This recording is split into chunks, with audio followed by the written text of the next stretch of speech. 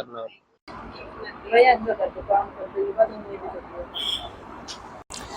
Hello दोस्तों, आपका स्वागत है हमारे चैनल पे। आज हम एक और शेयर का रिव्यू करने वाले हैं जो कि है लॉरस लैब लिमिटेड। अगर इस शेयर की बात करें तो आज के दिन इसकी ओपनिंग होती है 1850 पे और दिन ख़त्म होते होते ये 1845 पे क्लोज़ होता है। सो कुछ ज़्यादा इसमें उतार चढ़ाव आज के दिन देखने को नहीं मिला है। अगर हम पिछले 5 दिन की बात करें तो 5 दिन पहले 1841 पे था। सो 5 दिन में इसमें उतार चढ़ाव तो हुए हैं, लेकिन ओवरऑल एक जैसा ही है। सो अगर ओवरऑल देखें तो इसमें कुछ ज़्यादा खास उतार चढ़ाव नहीं हुआ है पिछले 5 दिनों में। वहीं पे एक महीने की बात करें तो एक महीने में पहले ये 1558 के भाव पे था। तो एक महीने में इसमें काफ़ी अच्छा अगर देखोगे तो मोमेंटम देखने को मिला है। करीब करीब 18.5% का इसमें गेन दिखा है। और पिछले 6 महीने की बात करें तो 6 महीने पहले ये 1000 रुपये के भाव पे अवेलेबल था और 1000 रुपये से इसने 1845 की अगर हम कहेंगे कि एक दूरी तय की है। और मात्र 6 महीने में कुछ 42% 82% का इसने क्या दिया है, गेन दिया है। और अगर ओवरऑल ईयर का भी देखें तो सेम ही है। वहीं पे अगर हम 5 साल का इसका परफॉर्मेंस देखें तो इसका एक बार ये स्प्लिट भी शायद हुआ है, इसकी वजह से ये इसका ये बीच में पहुंच के ये 300 350 के आसपास आया था। तो काफ़ी समय तक ये 200 250 300 के भाव पे अवेलेबल था कि यहाँ पे जब स्प्लिट हुआ था ये इस लेवल पे। बाद में ये 250 300 के अवेलेबल पे था और काफ़ी समय तक ये रेंज पे रहा था 300 450 500 के आसपास। और सडनली इसमें अभी 2025 के बाद में काफ़ी अच्छा मोमेंटम इसमें देखने को मिल रहा है। सो ये तो हमने इसका ये देखा है कि अभी हम इसके कुछ डेटा को एनालाइज करते हैं और देखते हैं कि ये जो हमें रैली दिख रही है क्या ये जस्टिफाई करती है इसके रेवेन्यू को, इसके प्रॉफिट को और इसके सेल्स और इनके रिजर्व को। तो उसके लिए हम इसके डिटेल्स देखते हैं। अब अगर हम इसके मार्केट कैप की बात करें तो इसका मार्केट कैप करीब 1 लाख करोड़ का हो गया है और जो करंट प्राइस है 1800 के आसपास हुआ है। स्टॉक का पी बहुत ज़्यादा हो गया बिकॉज हमने देखा कि 6 महीने में इसने जो 1000 रुपये से 1800 की जो दूरी की है उसमें 82% इसने गेन दिया, तो जिसकी वजह से बहुत ज़्यादा इसका प्राइस बढ़ा है और इसकी वजह से पी का वैल्यू बहुत ज़्यादा हो रहा है। वहीं पे बुक वैल्यू 98.2 हो गया है। आरओसी और आरओई 18 के आसपास है और फेस वैल्यू इसका 2 है। अब हम इसका सेल्स देखते हैं कि कैसा कंपनी का सेल्स बढ़ रहा है, कि क्या जो प्राइस जिस रेट से बढ़ रहा है वो जस्टिफाई हो रहा है या नहीं हो रहा है। कंपनी का सेल्स अगर 2023 में देखें तो 6000 करोड़ के आसपास था। अगले साल 24 में आते आते 5000 करोड़ होता है, फिर 5500 और फिर से 2026 में 6813। तो मतलब करीब करीब अगर हम देखें तो 10% बढ़ रहा है। अगर हम देखें तो 23 से और 24 के बीच में तो यहाँ पे इसमें काफ़ी कम हो गया है, 6000 से 5000 करोड़ के बीच में आ गया था। फिर करीब 10% का इसमें गेन देखने को मिला है और फिर 2026 में 6813 हो गया, तो करीब करीब 20% का हुआ है और करंट में 7200। तो सेल्स तो बढ़ रहा है, 1-2 साल में अगर देखें तो ठीक ही रेट से बढ़ रहा है। अब हम प्रॉफिट देखते हैं कि नेट प्रॉफिट इसका कैसा है। 2023 में देखें तो वहीं पे जो नेट प्रॉफिट था 793 करोड़ का था। 24 में हमने देखा कि सेल्स भी गिरा था और इसका नेट प्रॉफिट भी गिर गया था। तो सेल्स जहाँ पे 6000 करोड़ से 5000 करोड़ पे आ गया, वहीं पे नेट प्रॉफिट अगर हम देखें तो नेट प्रॉफिट में भी यहाँ पे अगर आप देखोगे तो नेट प्रॉफिट में भी काफ़ी ज़्यादा इसमें गिरावट आपको देखने को मिलेगी। 24 में सीधा ये 162 करोड़ पे पहुंच गया था इसका प्रॉफिट और अगले साल वापस से इसने अगर देखें तो फिर से डबल हो गया है, 162 से 358 का हो गया। तो ये 2 साल में क्या हुआ था 2025 और इसमें प्रॉफिट काफ़ी कम हुआ था। ये साल अगर हम देखें 2026 में तो कंपनी के पास काफ़ी अच्छा प्रॉफिट हुआ है। देखो करीब करीब 900 करोड़ का प्रॉफिट हुआ है और इसका जो हम अर्निंग पर शेयर अगर हम देखें उसमें भी काफ़ी अच्छी बढ़ोतरी हुई है। जहाँ पे पिछले 24 में 2 रुपया अर्निंग पर शेयर था, 6 रुपये, अभी वहाँ पे 16 रुपये के आसपास 16 रुपये से भी ज़्यादा अगर हम देखें तो अर्निंग पर शेयर हो गया। तो एक साल में कंपनी का अगर हम देखें तो रेवेन्यू भी काफ़ी अच्छा परसेंट से बढ़ा है, 20% के करीब इसका सेल्स बढ़ा है। प्रॉफिट भी कंपनी का सीधा 358 करोड़ से 890 करोड़ के आसपास हो गए हैं। तो बहुत वैसे देखें तो इस नॉर्मल लेवल पे ही आया है, बिकॉज 2023 में करीब करीब हम देखेंगे तो 800 करोड़ के आसपास तो इसका था ही प्रॉफिट। तो ऐसा कुछ बहुत ऐसा नहीं हुआ कि बहुत ज़्यादा, बस ये अपने नॉर्मल लेवल पे आया है। 2022 में देखो तो 832 करोड़ का था और करीब करीब 800 करोड़ 2023 में भी था। 2 साल इसका खराब हुआ था, उसके मुकाबले में कंपनी ने थोड़ा अच्छा रिकवरी दिखाया और यहाँ पे भी 6 महीने में काफ़ी अच्छा प्रॉफिट यहाँ पे 900 करोड़ से अगर हम देखें तो सीधा 1000 करोड़ के ऊपर चला गया है। तो अर्निंग पर शेयर ठीक है ये एक साल में, और अगर ये 6 महीने में देखें तो कंपनी का सेल्स, प्रॉफिट और ईपीएस बढ़ा है। वहीं पे कंपनी का अगर हम सेल्स ग्रोथ देखें तो 10 साल में 14% से, 5 साल में 7% से, और करंट ईयर में हमने देखा तो 23% से बढ़ा है।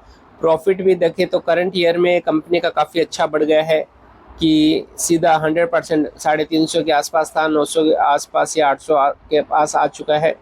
और 5 साल में कुछ खास नहीं है इसका, अगर देखोगे तो ओवरऑल इतना अच्छा नहीं है। यहाँ पे देखोगे तो 5 साल और 3 साल का देखोगे तो सिंगल डिजिट का है प्रॉफिट ग्रोथ। तो जस्ट बिकॉज एक क्वार्टर या एक साल अच्छा हो जाए तो हमें बहुत ज़्यादा इस पे वो वैसा नहीं होना चाहिए। तो ये चीज़ इन्वेस्टर जो है उनको ध्यान में रखना चाहिए कि भाई इसका लॉन्ग टर्म, जैसे हम क्रिकेट में देखते हैं कि 1-2 इनिंग खेल लेते, उसको कोई किसी का भी आ सकता है कि सेंचुरी बन सकती है, लेकिन अगर लॉन्ग टर्म में वो कैसा खेलता है उसके बेस पे हमें उसको स्कोर देते हैं कि ये प्लेयर कैसा है। तो सेम ऐसे 5 साल और 3 साल में इसके सिंगल डिजिट का परफॉर्मेंस है, लेकिन करंट ईयर में अच्छा है। तो वो इसका और 1-2 साल का हमें परफॉर्मेंस देखना होगा और उसके बेस पे हमें डिसीजन लेना होगा कि इसमें अगर हम बने हुए तो क्या कंटिन्यू बने रहे, या फिर हम अगर एंट्री करना चाहते हैं तो इसके डेटा के हिसाब से। तो करंटली तो हाई वैल्यूएशन है अभी, तो इसके हिसाब से देखें तो एंट्री करना अभी फ़िलहाल तो सही नहीं होगा। जस्ट इसको हमें वेट एंड वॉच की कंडीशन में इसको रखना चाहिए। वहीं पे अगर हम यहाँ पे देखें तो स्टॉक का प्राइस तो हमने देखा है कि यहाँ पे बहुत ज़्यादा बढ़ चुका है एक साल में, तो 115% से बढ़ा है। वहीं पे रिटर्न ऑन इक्विटी देखें तो 5 साल में अगर 15 है, 3 साल में 10% और लास्ट ईयर में 18% हुआ है।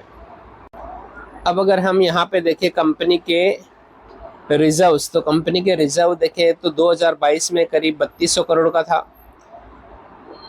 वहीं पे 2023 आते आते कंपनी का जो अगर डेटा हम देखें तो 4000 करोड़ के आसपास रेवेन्यू हो जाता है और 2015 के आसपास इसका बोरोइंग। तो जो रिजर्व है वो कह सकते हैं कि डबल है और उसका आधा बोरोइंग है। सेम अगले साल आते आते कंपनी का अगर हम देखें तो कंपनी के पास जो रेवेन्यू है वो तो 4000, जो रिजर्व वो तो 4000 करोड़ के आसपास रहता है, लेकिन कंपनी का जो बोरिंग है वो बढ़ जाता है, 2500 करोड़ के आसपास आता है। अगले साल फिर से 2700 होता है, अभी वापस से 2500। तो 3 साल से अगर देखें हम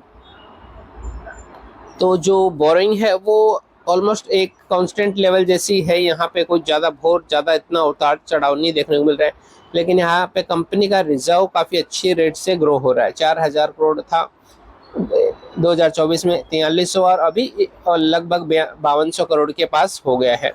तो ये एक पॉजिटिव चीज़ है कि कंपनी का जो रिजर्व है अच्छी रेट से ग्रो हो रहा है, जो और बोरोइंग है वो एटलीस्ट बढ़ नहीं रहा है कंपनी का, और उसको एक कांस्टेंट वैल्यू पे रख रही है। तो ये एक पॉजिटिव साइन है कंपनी के बिजनेस के हिसाब से अगर हम देखें तो।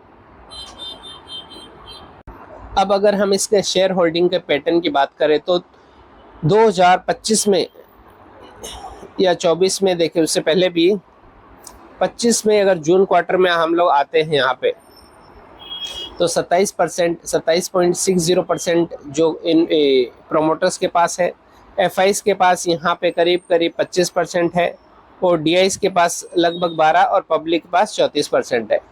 वहीं पे अगले क्वार्टर में अगर देखें सितंबर तक आते आते तो प्रोमोटर्स के पास सेम है, एफआईस ने थोड़ा सा हिस्सेदारी बढ़ाई थी इसने 25 में, और डीआईस ने यहाँ पे कम किया था, और पब्लिक ने भी यहाँ पे अपना शेयर होल्डिंग कम। अब अगर हम करंट इसका हम देखें तो प्रोमोटर्स ने थोड़ी सी हिस्सेदारी कम कर ली है मामूली से 0.02% से। एफआईज ने यहाँ पे देखोगे तो 28% कर दिया है, और डीआईस ने भी इसमें थोड़ा सा कम किया है, और पब्लिक ने भी अपना जो हिस्सेदारी यहाँ पे इसमें कम होती दिख रही है। तो इसमें फ़िलहाल हम देख रहे हैं कि एफआईज थोड़ा सा बाई करते जा रहे हैं इसमें, जहाँ पे उनकी हिस्सेदारी 25.82% से 28% के आसपास हो गई है, और डीआईस जो है वो इसमें थोड़ी सी अपनी हिस्सेदारी कम कर रहे हैं और पब्लिक भी कम कर रहे हैं। तो करंटली ये अगर हम देखें तो एफआईएस के रडार पे है, जिसको बाई कर रहे हैं, जिसकी वजह से हम ये मान सकते हैं कि जो हमें इसमें भाव में जो तेज़ी देखने को मिल रही है, इसका एक कारण हो सकता है कि एफआईएस इसको क्या कर रहे हैं, बाई कर रहे हैं। तो ये हमें ध्यान में रखना होगा कि जो डीआईएस है वो ज़्यादा नहीं कर रही है इसमें, तो इसको हमें ध्यान रखना होगा, और अकॉर्डिंगली हमें अपना डिसीजन इस पे लेना होगा। तो इस पूरे अगर हम वीडियो का अगर हम कुछ पॉइंट्स हाईलाइट में देखें तो 1-2 क्वार्टर में कंपनी ने, या 1 साल में कहे तो कंपनी का सेल्स अच्छा बढ़ा है, 1 साल से कंपनी का प्रॉफिट भी अच्छा बढ़ा है, तो ये एक पॉजिटिव चीज़ है। और अगर कुछ ऐसी चीज़ देखें कि कंपनी के लिए जो हमें पी वैल्यू काफ़ी ज़्यादा बढ़ चुका है कंपनी का, और कंपनी का जो 1-2 साल बीच में प्रॉफिट इतना अच्छा नहीं रहा था, तो उस चीज़ को भी हमें ध्यान रखना पड़ेगा कि इससे पहले भी 800-900 करोड़ के पास इसका प्रॉफिट हुआ था, और वहाँ से सीधा गिर के 300 साढ़े 300 के आसपास आ गया था। तो वो चीज़ हमें ध्यान रखनी पड़ेगी। इसको अगर हम इस अपने अगर इन्वेस्ट करना चाहते हैं, या अपने उसको अगर करंट इन्वेस्टेड है इसमें, कि इसका जो प्रॉफिट है सेम रेट से ग्रो हो रहा है, या आगे उसमें वापस से सडन ऐसा फॉल आ सकता है, तो इसको मद्दे में नज़र रखते हुए हमें अपने डिसीजन लेनी होगी। ओवरऑल फ़िलहाल अगर 1 साल से तो इसका परफॉर्मेंस ठीक ही चल रहा है, जो ग्रोथ देखने को मिल रही है उसकी वजह से हम कह सकते हैं कि इसकी वैल्यूएशन तो हाई है, लेकिन एटलीस्ट जो इंक्रीज़ हो रहा है वो थोड़ा इसको जस्टिफाई कर रहा है कि 1 साल से जो इसका प्रॉफिट और इसकी जो सेल्स में ग्रोथ दिख रही है वो करीब 20%, और हमें जो प्रॉफिट में हाई इतना ज़्यादा दिख रहा है क्योंकि उसका जो डाउनफॉल इतना हो गया था कि वो करीब आधा हो गया था, 800 करोड़ से सीधा 350 के आसपास आ गया था। उसने वापस अपनी रिकवरी की कहेंगे तो उसने बहुत ज़्यादा ग्रोथ हमें ऐसे कह नहीं सकते, बस वो अपने लेवल पे आ गया है, 800 से गिर के 350 और वापस से 900 के आसपास आ गया, तो जस्ट अपने लेवल पे आया है।